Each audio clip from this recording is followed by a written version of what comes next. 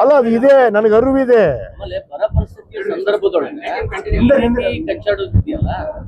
ನೋಡಿ, ಕಚ್ಚಾಟ ಏನಿಲ್ಲ, ನನ್ನ ಹತ್ರ ಯಾವುದೇ ಕಚ್ಚಾಟನೂ ಇಲ್ಲ, ನಾ ಕಚ್ಚಾಟಕ್ಕೂ ಹೋಗಿದ್ದಿಲ್ಲ. ಅವ್ರವ್ರು ಮಾತಾಡ್ಕೊಂಡಿದ್ದಾರೆ.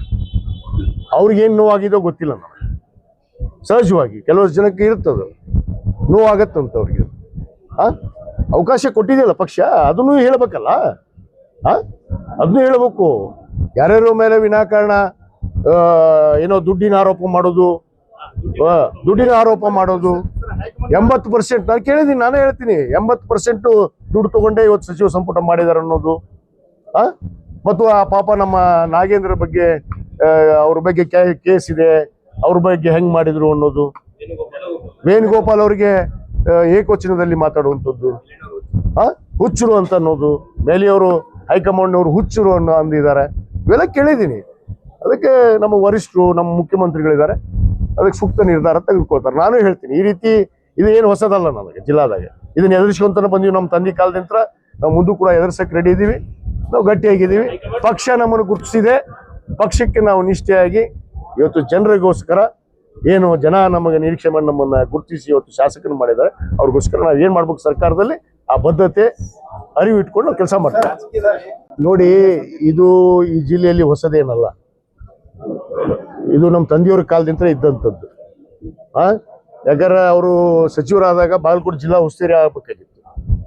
ಆ ಉಸ್ತುವಾರಿ ಆಗೋದಕ್ಕೆ ಅನೇಕ ಜನ ಅವಾಗೂ ವಿರೋಧ ಮಾಡಿ ಬಿಜಾಪುರ ಜಿಲ್ಲೆಗೆ ಉಸ್ತುವಾರಿ ಮಾಡಿದರು. ಇಲ್ಲಿ ಸನ್ಮಾನ್ಯ ಬಿ ಚಿಮ್ಮಿನಕಟ್ಟಿ ಸಾಹೇಬ್ರನ್ನ ಉಸ್ತುವಾರಿ ಇದ್ರು. ಅವರು ನಮ್ಮವರೇ, ನಮ್ಮ ಪಕ್ಷದ ಹಿರಿಯ ನಾಯಕರು.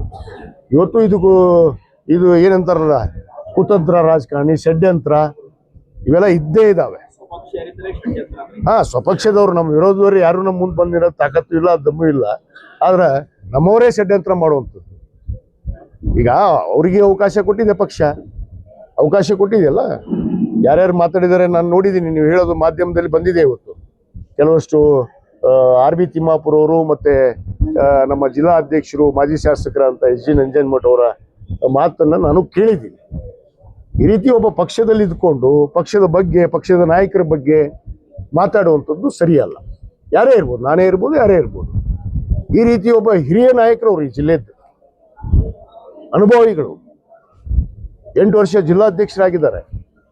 ಅವರು 4 ಬಾರಿ ಸಚಿವರಾದಂಥವ್ರು. ಅವರು ಸ್ವತಂತ್ರ ಸಂದರ್ಭದಲ್ಲಿ ಕೂಡ ಅವ್ರಿಗೆ MLC ಮಾಡಿ ಮತ್ತೆ ಸಚಿವರನ್ನ ಮಾಡಿದಂಥ ನಮ್ಮ ಸನ್ಮಾನ್ಯ ಹಿಂದಿನ ಮುಖ್ಯಮಂತ್ರಿಗಳಂತ ಸಿದ್ದರಾಮಯ್ಯ ಸಾಹೇಬರು. ಇದನ್ನೆಲ್ಲ ಅರಿವಿಟ್ಕೊಂಡು ನಡಿಬೇಕಾಗತ್ತೆ. ಪಕ್ಷ ನಮಗೆ ಏನು ಮಾಡಿದೆ ಅನ್ನೋದು. ಪಕ್ಷಕ್ಕೆ ದ್ರೋಹ ಮಾಡುವಂಥ ಕೆಲಸ, ತಾಯಿಗಂಡ ಕೆಲಸ ಯಾರು ಮಾಡ್ತಾರೆ ಅವ್ರಿಗೆ ಪಕ್ಷ ಸೂಕ್ತವಾದ ನಿರ್ಧಾರವನ್ನು ಮಾಡುತ್ತೆ. ಅವ್ರು ಮಾತಾಡಿದ ಕರೆಯೇನೋ ಬಿಟ್ಟಿದ್ದು ನನಗೆ ಗೊತ್ತಿಲ್ಲ, ನಾನು ಕೇಳ್ಕೊಂಡಿದ್ದೀನಿ. ಅವರೇ ಅನ್ನೋದು ನನಗೂ ಕೂಡ ಖಚಿತ ಆಗಿದೆ. ಯಾಕಂದ್ರೆ ನಾನು ಬಾಲ್ಯದಿಂದ ಅವ್ರನ್ನ ಬಲ್ಲಿ ಇಲ್ಲಿ ಜಿಲ್ಲೆದೊಳಗೆ ಅವ್ರದೇ ಅದು ವಾಯ್ಸ್ ಅನ್ನೋದು ನನಗೆ ಗೊತ್ತಾಗ್ತಾ ಇದೆ. ಅದನ್ನ ನೋಡೋಣ. ನಮ್ಮ ಪಕ್ಷದ ಮುಖ್ಯಮಂತ್ರಿಗಳು